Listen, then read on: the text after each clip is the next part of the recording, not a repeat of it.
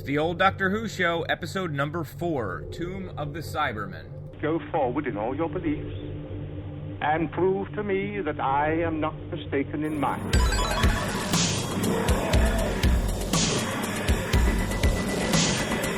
You couldn't control my mind before, and you certainly can't control it now. Would you like a joke, Lydia? The TARDIS, when working properly, is capable of many amazing things. The reverse polarity of the neutron flow is that the TARDIS will be free of the force field. But the TARDIS is more than a machine, Stephen. It's like a person, you see. Resulting reaction is Are you ready?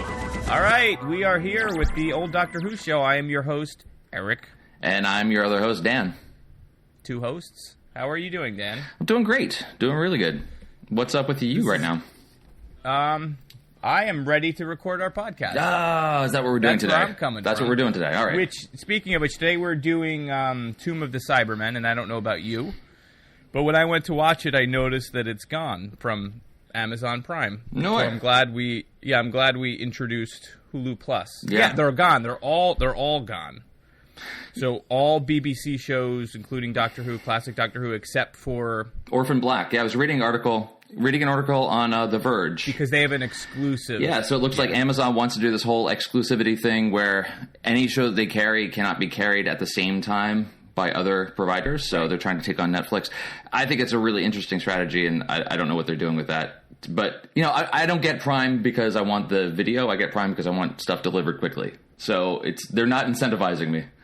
Yeah, I think that's part of their plan, though, is because for people like I don't use Amazon Prime at all, really. I mean, essentially, I'm always going to Netflix, and I think for them with what's their show that they have with Jeffrey Tambor? Yeah, Transparent, doing as well as it's done. Mm-hmm. I think their big push is exclusive Amazon-produced content. Sure. Where they want to sort of become more like an HBO. In-house produced content is a really smart idea. I think trying to do this exclusivity where you make your customers have to figure out, well, what service do I need to find the thing that I want to watch, instead of just making everything. Make it your one stop. That seems to be smarter to me, but I'm no Jeff Bezos. Yeah, I think they're just thinking, like, we're not after that market. Yeah. We want people to come to Amazon for the great content that we produce. And, like, why spend all this time negotiating constantly with other licensees? It seems to me that it'd be actually harder.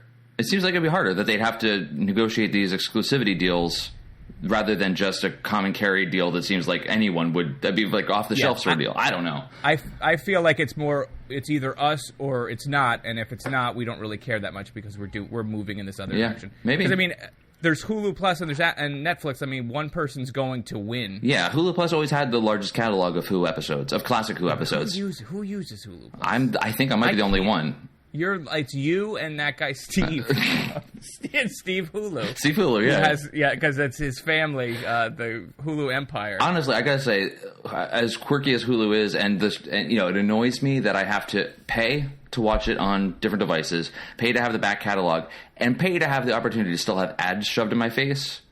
Makes me upset. If it didn't have ads, it would be kind of the perfect service. I'd be super happy with it. Even as quirky as it is, where sometimes it'll stop in the middle of an episode and get screwed up and blah, blah, blah.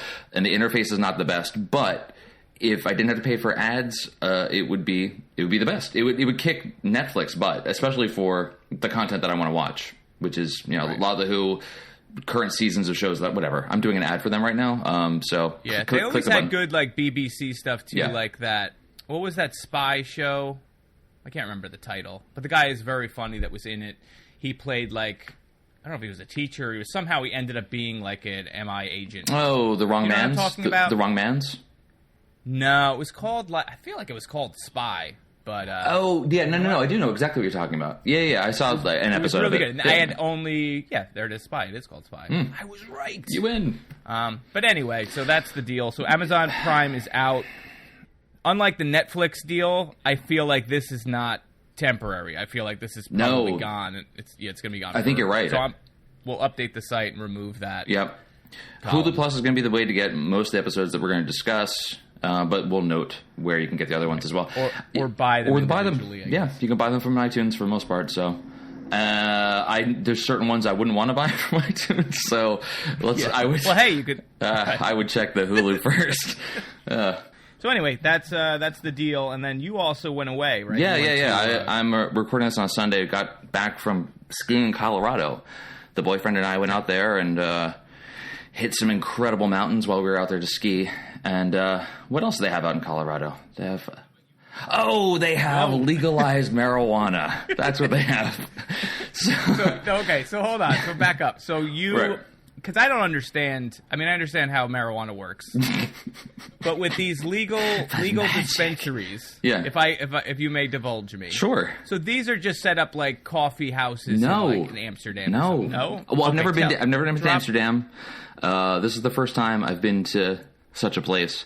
No, it's really strange. So not every town or every county will allow dispensaries to be within their borders. So sometimes they're on the outside of town. I was in Breckenridge for the most part. Really nice town, historic, pretty big. There's only one dispensary in town. The rest are out of town on this, mostly a road called Airport Road. Big warehouse. Yeah, because you get it high, buddy. You want to go flying? There's no planes here. Exactly. That's exactly what happens. So out there they have a whole bunch of warehouses and buildings set up because I think they have to grow on premises, or they have to. Everything's so tightly regulated that from the moment it's planted to the moment it's sold, everything is tracked by the government to make sure that it's being maintained the way it's supposed to be, that it's labeled properly, that it's not being sold to the black market, et cetera, et cetera, et cetera. And I'm sure also to collect taxes. But so there's a whole bunch of them. They're all right together. On one side of the road was a whole bunch of dispensaries. On the other side of the road was a restaurant called Munchies. I think it was a coincidence. That's pretty great. Yeah. So I picked one at random. Actually, I was kind of goaded into it by the boyfriend who never partakes at all, but was like, we have to go there. It's like when you go to Atlantic City, you're going to gamble. When you go to Las Vegas, you're going to get a hooker. When you go to Colorado, you're going to kill everybody, person. Exactly. Everybody knows this. When you're in Rome, you're going to be a corrupt politician. This is just what you do. So we went. Right, so to stop you here, though, just so I understand. So these dispensaries, they're just stores. So you're going and you're saying, I want this type of strand or whatever. They give you a package and you smoke it out at your house. Okay. Yeah. So the store itself, you walk in. So the one that we went to. Alpenglow Botanicals, if anyone's interested. Walked in and immediately hit in the face with the most pungent smell of marijuana I've ever smelled in my life. And not that I don't know what it smells like. I'm guessing that's what it was. So I walk in, but it's very much like, it's actually, the one that I went to was kind of like a low-end comic book store. Like, it was just like, not super fancy. There are some really fancy ones. I've seen pictures that are like, wow, this is really high end. This was just like a normal strip mall sort of place. Glass display cases up front. You wait in line. It's a cash only business. So the first thing you see is an ATM. When you walk in, you wait for a bud tender to ask you if you need help. And then you have one set up like the Genius Bar. It's the slightly slower. You want Genius your sativa bar? or your indica? That's exactly what it was. That's you want a hybrid. All right, this is going to keep you in the couch. You are not even. Yeah, this is exactly right. So I go in. I'm like, I don't really know what I'm looking for. So this bud tender, she had gigantic red eyes with pupils the size of dinner plates. Super nice, super mellow. I don't know why she was so mellow. She just hands you like a note that just says "Help me." No, I think she was in the place she needed to be. She was fine. She was fine. Yeah. So she walked us through like, here's little cases that you can open it up and smell the different product. It labels exactly what it is, and because they control the growing of it, they know how much each bud contains percentage of THC, what type, indica versus sativa. It has a little magnifying loop on top of the case, so you can look at it, so you can see all the hairs and all the crystals, man. It sounds amazing. But here's the thing that was even crazier. That was just one row of it. The rest of it is all the edibles. So you got your traditional space cakes and brownies, but then you got lollipops, you've got gummies, all the different types of gummies. You got gummy Sour Patch Kids, watermelons. They all look like what you would find like Haribo sort of. It looked identical to those. They had waxes that you are supposed to put on top of a bowl and then melt that into it, but everything's broken down so it says exactly how much THC is in each one. So if you were like someone I know, to buy a package of sour watermelons, for example. Yes. It's 100 milligrams of THC. One of those is 10 milligrams, and that's enough to be like a regular, dose. That's crazy. So did you go one crazy? Of those. No, I'm not sure where I am right now. Right. Because I say that no. because in 1999, I went to Amsterdam and went to, and at that point now it's like there's a lot of states that are legalizing it, like you're saying you're in Colorado. Right. It seems like it's on the verge of becoming legal. Yeah. Whereas in like 1999, it was just the idea that I was going someplace and buying weed. I bought like the Millennium weed and sat in like this weird house and did a bong hit and was immediately thought that I was on the set of a TV show and like freaked out. Like I'm not a big smoker, but you're in Amsterdam. I have to do it. Right. Like I went all into my head. You got to get high and go to the Anne Frank house. That's what you do. And that's what I would be afraid of, though, with Colorado. Like, you're talking about, like, I'd be like, oh, I'm going to try these gummy bears. Right. And then all of a sudden, I'm flipping cars over in the streets. Like, I could see through time, and like time traveling. It was So it was a good experience. It was a good experience. I completely chickened out. So whenever we were checking out the hotel room, I left something for the room service cleaners, some cash, and the rest of my stuff, because there was no way I was not gonna bring it back. Once you enter the airport, like, it's actually legal in the Denver airport, and I just figured they know what they're looking for. No matter how like much it looks like, whatever it is, it's just not worth it. But it was also, here's the other thing, it was also super cheap. That's the other thing. You would think, oh well, you're paying the taxes. It's super cheap. Everything, all of it. Like I bought a packet of 10 for $25. That's pretty good. And the high was supposed to last like 6 hours. Oh, the other one that was the craziest. Did not try this. Obviously, the craziest thing I saw: transdermal patches, like a Nicorette patch. Yeah, you put it on. She's like, yeah, you can put it on and just be high for like 12 hours. I'm like, who wants that? Yeah, did you look at her and go like, you guys are going too far? You're a little bit, like a glass of wine at dinner and then go to sleep. Like, that's what you need. I don't understand. I'm just gonna be high forever. It's in my toothpaste. It's in my cream rinse. It's everything. So. Now, what are the not to? I mean, no. This is the new show. I promise. But yeah, the new show. Well, this could be actually a pretty good show because I am generally curious. So, are you allowed to, or do you even know? Can you smoke like out in public, or is it a deal where you can only buy it at this place and you have to smoke it or do whatever you're going to do it at your own home? It is or analogous to open containers. You can't drink a beer in public. You can't smoke a joint in public. Yeah. So same sort of thing. But are there places where you can smoke publicly, like a bar? I think there are lounges. Oh, there are? Like clubs that are set up for it. Yeah. I don't know if you need to pay like a membership, like one of those fake, I just became a member of this club so I can, like drinking clubs type things. Gotcha. But I think that's the case. And in private residences. Actually, I think like hotels you're not allowed to or supposed to. The edibles allow you to get around a lot of that. And because, it's anything. You could have it anywhere. Right. Any Doctor Who themed edibles? No, but I like your reference to being able to see through time. So that's pretty much it. Yeah, it's also based on a true story that happened in 1999. Yeah, so that's what happened. So anyway. I that's cool though. That's very exciting. I just did it in the privacy of our own condo, and that was it. I can't imagine people doing this up on these mountains. These mountains are insane. Like I mean, I've been a skier for 5 years. I've done a lot of skiing, but these mountains are insane. I cannot imagine doing that impaired in any way and surviving. So, but they were so. But since it's been legalized there to an extent, I'm assuming it was like an apocalypse. Like everyone was on fire, people getting murdered. Oh yeah, all of Colorado is just it's a desolate wasteland. I'm not sure how we got out of there. We had to pay our way. There was a group of road warriors, I think they called themselves, that got us to the airport. So other than that, I'm wearing his feather now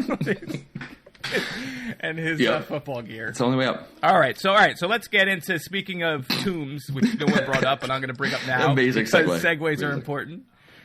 You ready to go into Tomb of the Cybermen? All right. Let's do it. The first guy that sets foot in my rocket ship is going to stop the repair work just like that. How long will it take to get the rocket operational again? Working non-stop, without interruption. Maybe 72 hours. But that's impossible. We'd all be out of our minds after 3 days in this place. We must go back on board. Look, I can't afford to waste any more time with you guys, but I'll give it to you just once more, all right? Now, you may not know this, but we practically have to pull that ship apart to fix the damage. And there just isn't room for all of you on board. Especially with you insisting all over the place. No room to work. Got it? All right, here we are. We're reviewing Tomb of the Cybermen. This is the first serial from the 5th season, 1967. Written by Kit Pedler and Jerry Davis. Directed by Morris Barry.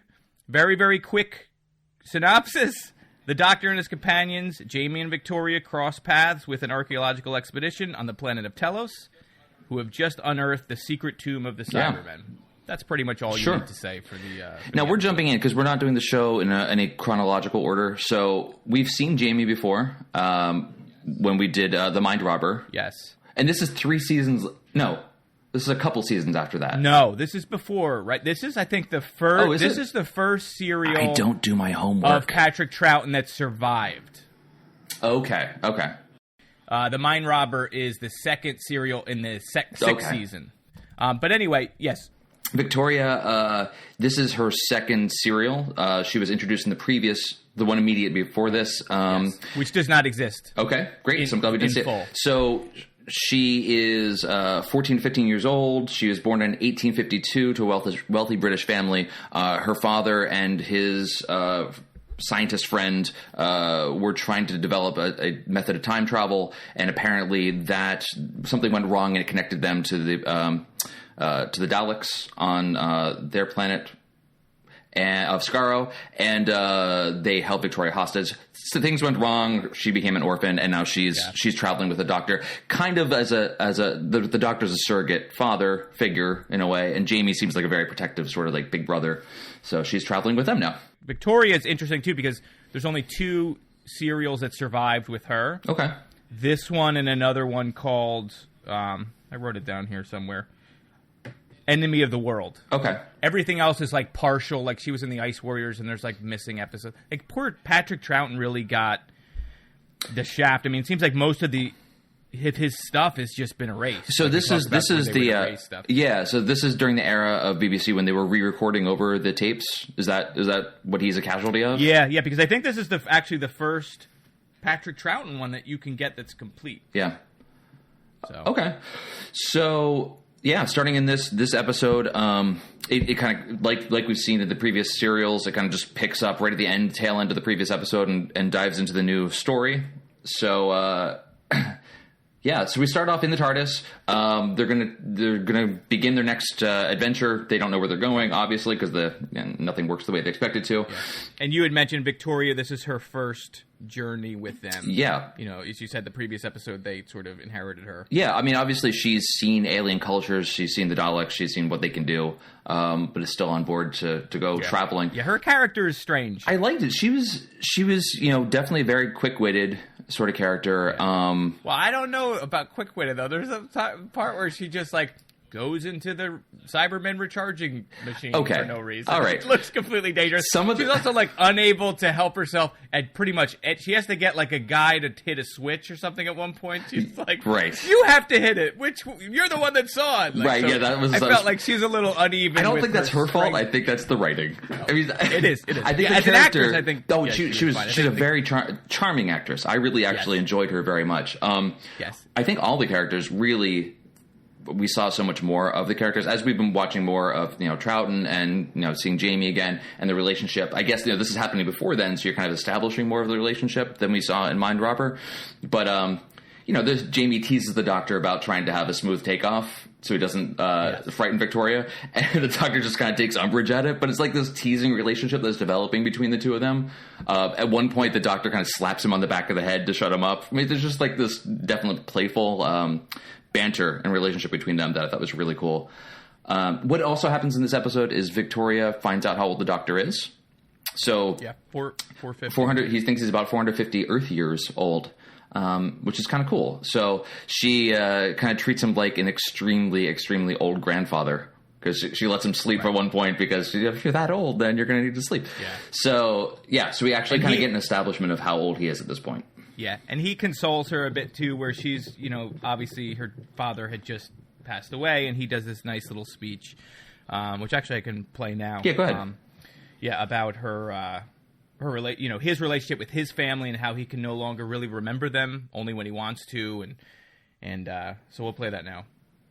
Are you happy with us, Victoria? Yes, I am. At least, I would be if my father were here. Yes, I know. I wonder what he would have thought if he could see me now. You miss him very much, don't you? It's only when I close my eyes. I can still see him standing there before those horrible Dalek creatures came to the house. He was a very kind man. I shall never forget him. Never. No, of course you won't. But, the memory of him won't always be a sad one. I think it will. You can't understand being so ancient. Eh? I mean old. Oh. You probably can't remember your family. Oh, yes, I can when I want to. And that's the point, really. I have to really want to bring them back in front of my eyes. The rest of the time, they sleep in my mind, and I forget. And so will you. Oh, yes, you will. You'll find there's so much else to think about, to remember. Our lives are different to anybody else's. That's the exciting thing. Nobody in the universe can do what we're doing. It's played, Dan. Yeah. This is the future. It It's happens. amazing. It's not being edited in or anything. terrific. This is exactly how it happens. Okay, so But in the beginning, overall, you want to go over some of the characters? yeah, that's the part I'm really interested in, because there are some really big characters, like not big important, but just broad, really broad characters. Yeah. So we have this expedition that's full of a few scientists, a captain of a spaceship and his crew, and then two financiers of a man and a woman who kind of finance the whole mission. Captain and Klieg, or Eric Klieg. Yes. The two people. Yep. And she falls into the same, the evil, manipulative woman that is going to, push the other guy into doing, it's a very similar thing to the last one that we did, The Unearthly Child, with... Yeah, with the woman doing the Lady Macbeth. It's another Lady Macbeth and I sort of should character. say, like, both Captain and Klieg are like supervillains with the superpower of pretending to be asleep. Like they both use that power, like, pretend to be knocked out, then do like the one eye opens and the audience is like they're still up, and then they close their eyes again. But from the moment the woman spoke, you knew. Well, as soon as you saw her hairdo, she was as soon as you saw the hairdo, you knew that's an evil hairdo. That's like a first black flag. Definitely.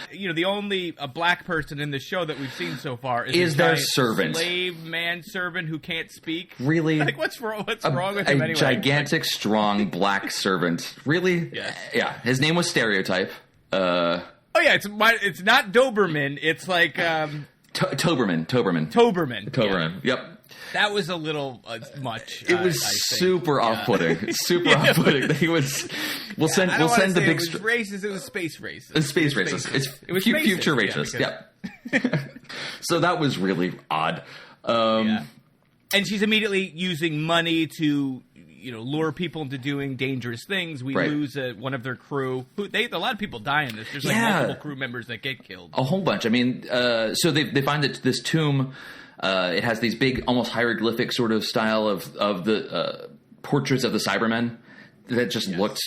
I mean, actually, the hieroglyphics looked much better than the actual Cybermen looked. Yeah, because those costumes were really something. They were special. I mentioned it in the beginning. So they've uncovered this sort of, as Dan's saying, this ancient tomb of the Cybermen, which is booby trapped and guarded. It's booby trapped with it's protected by fireworks. 300 years or something. Didn't they say like it's been so many years between? I think you're right. Cybermen was seen. I think they said that they've been extinct for 300 years, something like that. But they don't know why. So they're trying this expedition to find out. Where did the Cybermen go? Why are they extinct? And this was their like lost city that they would have come from. And this is this underground entrance into into the city. Yeah. So Captain and her boyfriend, husband, whatever, I don't know, Eric Klieg are sort of they're members of. I kept thinking they were saying like secret society of magicians. Yes, at but first. It's logicians. It's logicians. I was like, all right, so they're magicians. Like I was expecting them to do some kind of magic trick, and like they keep talking about math and logic. They've actually financed this expedition that's run by Professor Parry, who I loved because he's constantly reminding people that he's in charge of this expedition. Yes. He can't solve any problems. He doesn't seem to know how anything works. Also, he can't hear when he's in the room and not being spoken to directly. He can't hear what's happening. So then he gets to be startled by the thing that the audience has been watching for a solid minute beforehand. He also has he's got a younger bearded Liam Neeson look to him. So he's immediately relatable. Kind of liked him. Yeah, it's a completely irrelevant point, but I thought I'd bring it up. But who's the guy that's flying the ship? Because he is the greatest. Okay, so Captain Hopper. That's what I'm talking about. Is that his name? Was it Captain Hopper? Because they referred to him as Captain. They kept referring to him as Captain. Yes. A blonde, air quote, American.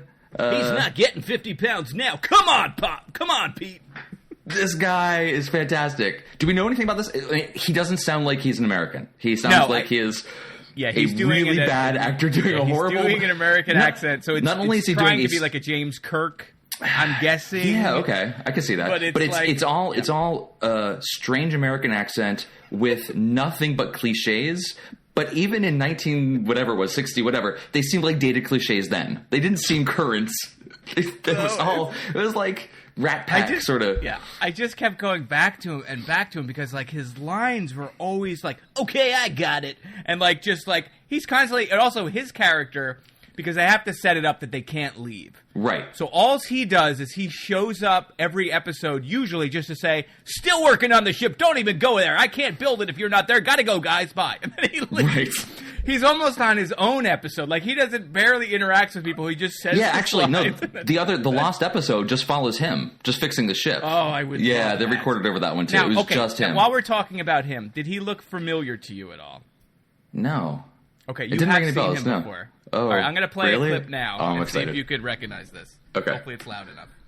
Send a distress signal, and then inform the Senate that all aboard were killed. Lord Vader, the battle station plans are not aboard this ship, and no transmissions were made.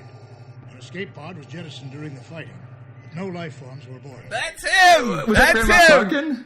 No, it's not Grand Moff Tarkin, who actually played in the Doctor Who movie. Of course he did, because he's British. Some other Doctor Who movie. But anyway, no, I don't remember his name in Star Wars. I know that line. He's in A New Hope. So after they kidnap Princess Leia, Vader and Star Wars fans will know all of this. Like, oh my gosh! But anyway, so he's talking to another like Imperial guy, and they're like, "She's never gonna, give you the secrets or whatever." Right. The door opens, he pops out and just says that line, and then Vader walks away. Oh my gosh, that's amazing! He has if you go to like a Star Wars wiki, I'm sure he's got a whole expanded universe to him. You know the planet he was born on. Yeah. Yes. Oh. I kept thinking I know, and I know him from somewhere, and I put it into Google, and I was like, oh my god, it's that dude. It's that guy. That's an incredible find. That's amazing. But so anyway, so he's an amazing character. That I have mixed feelings too about this episode, but I guess we should talk about the Cybermen. You mentioned the Cybermen. Well, yeah. First time we see the Cyber Mats. Yeah. Okay. So Jamie finds this. Yeah, that's right. Jamie finds what he thought was a fossil or something, or a dead caterpillar. That's what he thought it was. A dead caterpillar on the ground. Picks it up. Later, the Doctor finds another one. Looks at it, and he looks it up in a book that he was carrying, and says there was a Cybermat. Do we know what that book is? Is this something that this second Doctor does? Because we know either. In the modern series we have. Obviously, the Doctor has the book that River Song has so you can keep track of the chronology. This does not seem to do that. This seems to be like the Monster Manual or Fiend Folio for the Doctor Who universe. So he just looks it up, and Gary Gygax says that this is anyway. Yeah, I'm just wondering if you're right. Like, is that something they introduced before? Because this isn't the first Cybermen. There was no reference to either. Right. They previously had dealt with Jamie. Obviously, you could tell from the way they were reacting. Jamie had seen the Cybermen before. The Doctor had, obviously. But yeah, this little Cybermat. We know them from the current series. There's the one in the shop with. I'm not describing this one properly. Matt Smith episode. He goes to take a job at a shop in the mall over Christmas time with the guy that played his previous roommate. Oh yes. Yeah. Yes. God. I can't. Okay, audience, I love Doctor Who. I'm so sorry I don't know anything about the show. I've never actually seen Doctor Who. No. So we've seen those Cybermen. These were just crazy bad looking. It looked like construction paper, tin foil. Closing time. Closing time, thank you. Yeah. Construction paper, tinfoil, part of an RC car, I think, was what was driving it. That or fishing wire. And like, for some reason, what looked like human eyes. When she closed them at the eyes. Which could also inflate. Creepy. They had eyes that would inflate, which was They were like one of those like toy things that you squeeze and the eyes bulge out. You know what I'm talking about? Like a little stress toy. It was a cyber stress toy. Yeah. And I did some research on them because I actually didn't know too much about the Cybermats or mites. And I don't know if this is in all stories because it said like some references say that they're actually babies. And I hadn't seen that. That they're created from bodies that the Cybermen cannot use. And so they're converted to these cyber master control or whatever. And it said babies or pets and stuff, which I thought was extra creepy. They don't say that in this episode. I don't know where that. Yeah, we don't actually really know much about them. We don't know anything about them except later on we see that they can home in on brain waves and then do something to people because we never really see what they do. Yeah, I was wondering, are they responsible for converting people into? Because it seemed like they kind of did that with Cybermen a bit because they sort of came at him. It was a very confused episode. I don't think they had worked out the entire mythology of the Cybermen at this point. Because at one point the Cybermite bites Captain in the neck.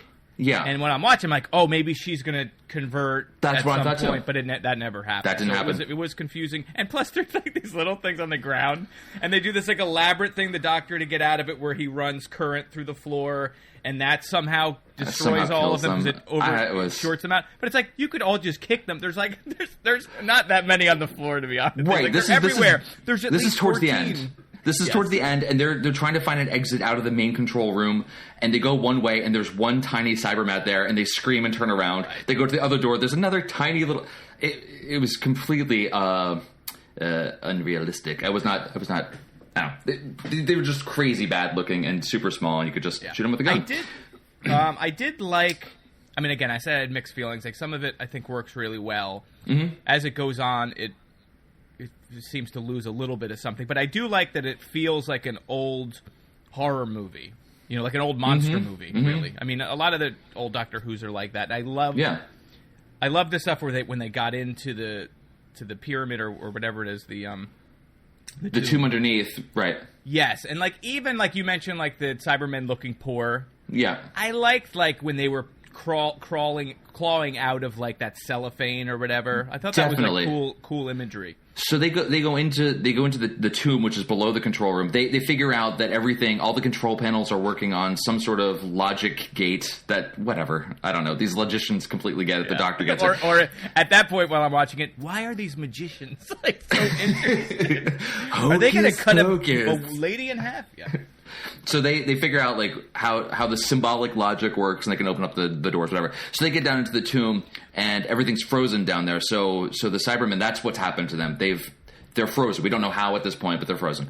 So they figure out how to thaw it out. The Klieg says he's trying to get them back out because they're trapped down there, but what he's really doing is thawing them out. And then it has this sequence where it's this, they call it the honeycomb, but this big rows upon rows of Cybermen. It's sealed inside a frozen kind of chamber, and they're stuck behind like some sort of plastic to keep them fresh. And then they kind of reanimate. Now, what was really cool to me was like it almost looked like it was stop motion, but then at some points it was actual live action when they're actually kind of coming out of the plastic. You can see the actors kind of like working their way out laboriously to get out of each of these little combs. But at first, when it's defrosting, it's like this almost stop action of all of them lined up. It was just a really cool effect. Like it wasn't super convincing. It just looked very stylized and very, very cool. Not all of the effects in this serial were that good. One of which would be... You did get our favorite guy throwing the smoke grenades. Oh, jeez, that was great. His action breakout. But even before we get into so he throws smoke grenades that make them actually kind of dance like they're in a club in the 80s. Yes. That's what the Cybermen just kind of have to get confused. But one thing that I thought was interesting about the whole overall episode was the Doctor basically allows them to get in. Yeah. Then he gives them enough information to crack the code, but not all of it. But then still opens the door. So it's like he could have stopped this whole thing and nobody would have died if he just never opened the front door of the place. I mean, you're right. It's not even... Yeah, once he gets past the front door, but the whole way through, he is definitely helping them along because he wants to know what their plan is. Yes. But why... Just stop them. It's obviously not a good plan. Just like, why are you... People. But it was kind of like his own curiosity, too, was enough to like put other people in danger. It was interesting that he would tell them enough, and then the guy's doing it, and then you see him like hit a switch. Like, he didn't actually tell them the whole sequence when they first get the door open. Right. I thought he was hitting a switch to prevent it from happening. That's what I thought. But I thought he was trying to screw it up. But no, he actually did it to assist the guy so he could open it, but still not know how he did it. Yes. So on one hand, he's helping them. On the other hand, he's preventing them from being able to do it themselves. Yeah, you're right. That was a really strange thing. And it is revealed after they get down that the Cybermen's master plan was to have someone as smart as the Doctor, I guess, because he's the one that figured out how to get in here, to arrive, and then they were going to take over their bodies, I guess. Yeah, so there's all the regular Cybermen, and then there was kind of a master controller Cyberman that they then released afterwards, and he kind of tells the whole plan. And so the whole logic gate thing, symbolic logic, the whole puzzle to get into the tomb was to weed out whoever was going to get there so they can find the smartest person and then convert him into their new leader, I think. So they wanted... Yes. I think that's what they wanted. They wanted someone very smart that they could then convert, and then that person would be the leader. And I'm used to, like, expecting when they do convert someone to a Cyberman, they would look like a Cyberman. But it ended up where they...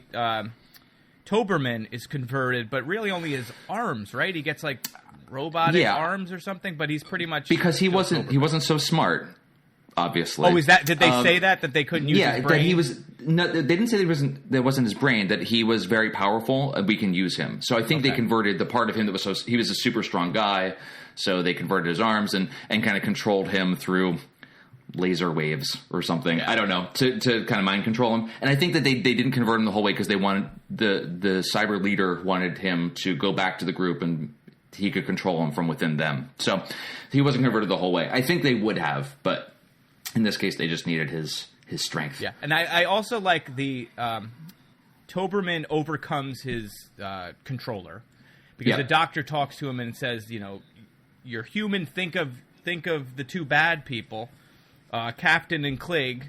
These Cybermen are treating you like a slave essentially, and they don't care. And it's like, so are the people that you're saying that you have to defend. Right. It's like, but hey, at least they're people. I guess. But you should get rid of all of these people because they're all jerks. Like it felt he does this whole speech, and I was like, okay, is that going to play out later? But it didn't. So I thought it was like ironic on purpose, and then there was going to be like a payoff, but there wasn't. There was not. He was basically saying, "No, you deserve to be owned by these people. I'm the Doctor, and this is Remember how good it was when you were controlled by normal people? It was just very weird. It was very weird that his whole character. Yeah. So it turns out that Klieg's whole idea was that he and his group of magicians, his group of logicians had this superior intellect in the galaxy, but without that it's useless. You need the power behind it. So they wanted to wake up the Cybermen and slave them somehow. Right. I don't know what their plan was. A, wake them up, B, something or other, C, control the universe. Yeah, and then take over Earth, too, right? Specifically, they were going to... Specifically Earth, and then, kind of take over everything. So that was the whole plan from the beginning. They had no way of doing this until they think, there was this other kind of weapons testing room that they discover where the second guy dies, which they were testing. The Cybermen were apparently testing some weapons. If I have this small X-ray laser gun... X-ray laser gun? All right. If we have a small X-ray laser gun, then I can control the Cybermen. They'll have to do what I say. It seems like a really tenuous plan. As long as I don't sleep and I always have this gun in my hand, then I can control the entire race of Cybermen. But if either of those things happen, I'm done. It's for a secret magician. He did not think that went through. He's supposed to be incredibly smart, and yet. And the actor's name was Klieg, right? and this just shows how I could hardly hear things, and I'm also not too bright. I kept thinking the doctor was calling him Mr. Clean because he was bald. Like, I was like, that's a weird American product reference. Like, why does he keep calling him Mr. Clean? I guess so. And then I looked it up, and Mr. Clean had been out already, but by 1958. So it's, and then I was like, oh wait, he's not. So what you did is you checked Google to see if Mr. Clean was a product, rather than checking Google to see what the character's name was. I'm not very smart. I get it. I get it. I'm not very smart. All right. So anyway. So what happens? Blah blah blah blah blah. They get out. They get out. We also learned the Cybermen are apparently full of foam. Why did the Cyberman explode in foam? Yeah, he they ripped off the control panel in the front of him. Toberman is this is the scene where Toberman overcomes his oppressors. Yep. He rips open his chest, and you're right, and it looks like almost like marshmallow, foamy goo coming out. And I don't know what that was, but it was kind of and it just keeps going and going and going.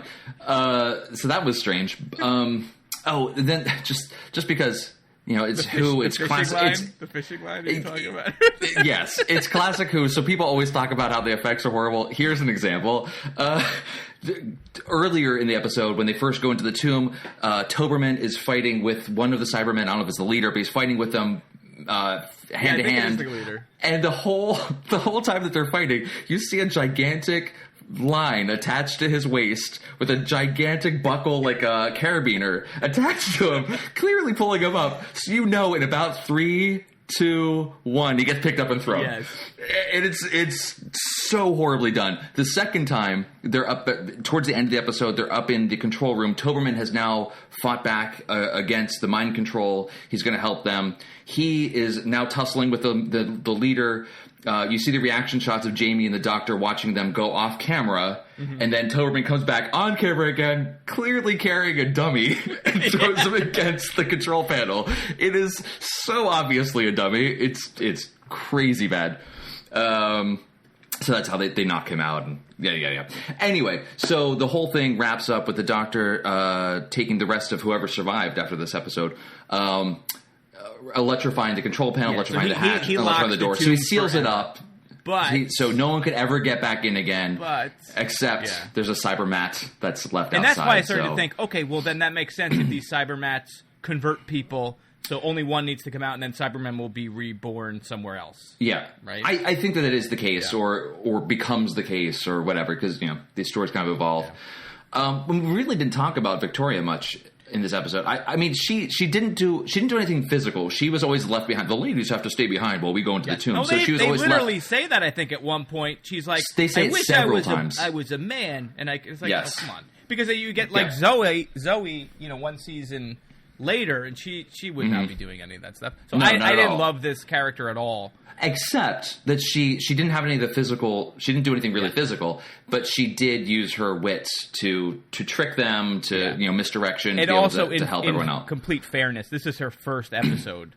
She was on the show for at least 1 or 2 seasons, so her whole character growth could she can end up in a totally different place by the time she leaves. So it's not fair to judge her completely on this. But she was not my favorite companion. I would guess. Not to start off, but I mean, considering her entire family was great. Her mother had died previously. Her father was killed by the Daleks, and she still decides to go traveling with a doctor. I think it's an interesting character. Yeah. No, I agree. It's not fair to judge it on one thing. Yeah. Anyway, so that's that whole story, and they decide to go off on the next adventure together. What did you think of the story as a whole? You said you had mixed feelings. Yeah, I did. But, I mean, there was parts that I really liked. Again, I liked that the way it felt like an old sort of monster movie, and I definitely felt like the first half was stronger for me. And at the end, it devolves into this like action scene, and there's a lot of time of going up and going back down. And I was just going to say that we've seen this in previous episodes, especially like Unearthly Child, where the second half of that, or the cave part. It's a lot of, we go here, then we go back again. Then we go here, we go back again. And likewise, they go into the control room, they go into the tomb. It's back and forth. I feel like some of these episodes really could have benefited from, instead of being basically 4 24-minute episodes, they could have been 1 hour. Yeah, and they or would like just, a two-parter. Yeah, you're saying, just much tighter, because you could have just dropped a whole bunch of stuff where it was back and forth. And maybe that's why the current season, technology is better, the editing style is different. We just have a different sensibility now in the way that we consume TV shows and make TV shows. But I think it just would have benefited from a cleaner pace. There's just so much in here that you just did not need. Right. But I agree. The first half of it is really, really solid. The mystery, there's a mystery. You don't really know what's going on. It definitely has a horror feel to it. The reveal of the Cybermen, like I said, with that stop motion coming out of the honeycomb thing was actually really well done, I think. Other than some of the fight scenes just being horrible. Right. But the death scenes, oh my God, the death scenes are just the worst. There was one thing, too, where the guy gets shot with the laser. And he's like, he was shot in the back. See, look at his shirt. Like, there's like some. Cannot see a thing. There's nothing there. I love that guy though. Like, he was just like he would bring joy every time he was on screen, as far as I'm concerned. And to talk a little bit about the Cybermen 2, I know you were kind of down on the designs and everything, but I sort of like them, especially. It's not fair. I like the audio. Like, I liked the way the controller talked, the way they spoke. Yes, it made it super eerie and just had like a really good vibe to the whole thing. I watched actually. I'd like that too. I watched the last 2 episodes with my kids, who are 9 and 6, and they were sort of more into it than I thought they were going to be, and they seemed to have no problem at all with the Cybermen, and I think like the voice maybe even scared my youngest a bit. Yeah, I mean, this is coming from, I'm jaded based on, how great we expect our special effects to be now. So, the costumes were fine. They were absolutely fine, but they weren't great. The other thing for me, too, is I'm not a huge fan of the Cybermen. I've already said this. I'm not a huge fan of the Daleks. I'm not a huge fan of the Cybermen, only because they're overused in the current series. You have to in the current series, it's always one or the other almost always one or the other in the finales. It's just too much. But coming back and leaving all that aside and seeing this episode, it's not their origin, but it's still one of the early episodes. I think it was great. I think it was really, really well done. Cool. So overall a great episode. It could just use with a bit of editing to cut it down to speed it up a little bit, but all the characters were really great. I love the interaction between Jamie and the Doctor, like I said before. The relationship that's developing with Victoria, I think, would be really great if we could see more of those episodes if they existed. Overall, just really solid episode. I feel like this one too. There was some history with this one where they thought it was lost for a long time, and then it was recovered. Yeah, there were a few of those where. So this was like one of those episodes. A BBC engineer kind of held on to the tape or something. So like a whole bunch of those were returned at one point. So it's definitely worth watching for anybody that hasn't seen it. Oh, without a doubt. Yeah. I think I prefer Mind Robber. It stinks because I really like Patrick Troughton and I want more. I want to watch more of his stuff. But this is it for us, pretty much. He's definitely a really good kind of somewhere between goofy and playful, but at the same time definitely relies on his cunning like all the Doctors do, but just in such an interesting way. Yeah, I agree. I'd like to see more of him, and perhaps when we come to the end of the top episodes that we're reviewing, we'll come back and hit a couple of the other ones. And speaking of episodes, if you go to the old DoctorWhoShow.com, we have a new link that's a little bit easier than sending you to news and then to our schedule. There's a link up top now. It just says schedule. So if you click on that, you will see our next episode is the first Color episode, the first John Pertwee episode, Spearhead from Space, and we're going to be doing that, or that'll go up on 3/25, so March 25th. Yep. So this episode's going to go up on Wednesday, so that's 3 weeks from then. So get on watching it. I'm actually interested to see what you think of the whole John Pertwee era, because it is a bit of a this change. Is actually one of... Yeah. I've actually seen the beginning of this serial, because this is right after he regenerates in this episode, right at the very beginning of the episode. Yeah, so I specifically, when I started getting into Who, when the new series started, I went back because I was only familiar with Tom Baker, so I wanted to see what was available, and there's very little that was actually available streaming at the time. So I saw a bit of this. Maybe actually I saw it on YouTube. Like an illegal clip or something. So I saw a bit of that. I've only seen the beginning of it. It has some of the characters that we'll come to know later on, like Brigadier General Leftwich is in this. So it's a pretty cool episode just because... It's much more on Earth. Units in it, all that. It takes place a lot more on Earth than in the TARDIS, as you'll see. But it's cool. So it's going to be good. If you want to watch that, please do. You can get that now, no longer on Amazon, but it is on Netflix. It's on Hulu Plus, and it's on iTunes. Mm-hmm. So get at that. I do have to do a plug, Dan. I will have a book coming out Wednesday when this goes up, so I would be silly not to plug it. But I have an all-ages sci-fi adventure book about 2 teenage astronaut kids who crash land on a planet and have to fight giant monsters. You like giant monsters. I love giant monsters. Smoke ninjas. You like warring queens. One of my favorites. So please look for that. It's called Planet Gigantic New World Home. It's the whole trade paperback, so you get all 4 issues.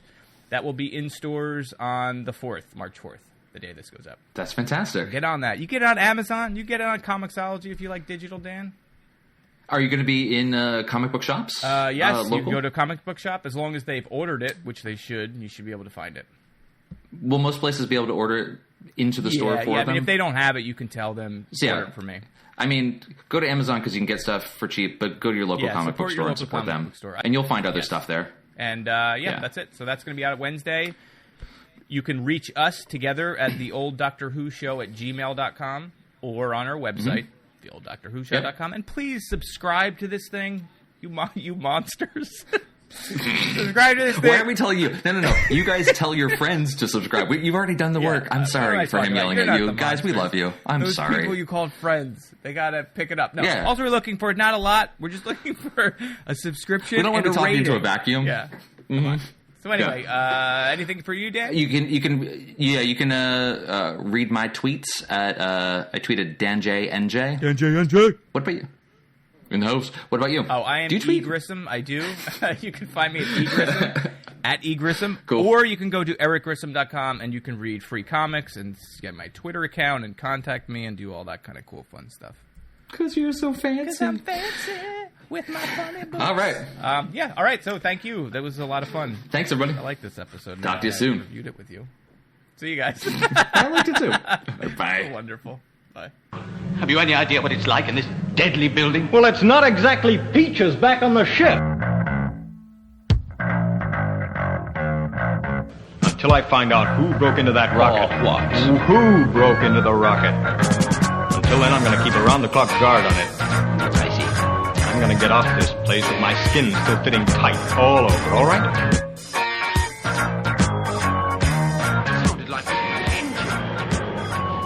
Something came down over there, behind that rock. Okay, Miner, slow down. I'll take care of this, Jim. Okay, I've got it.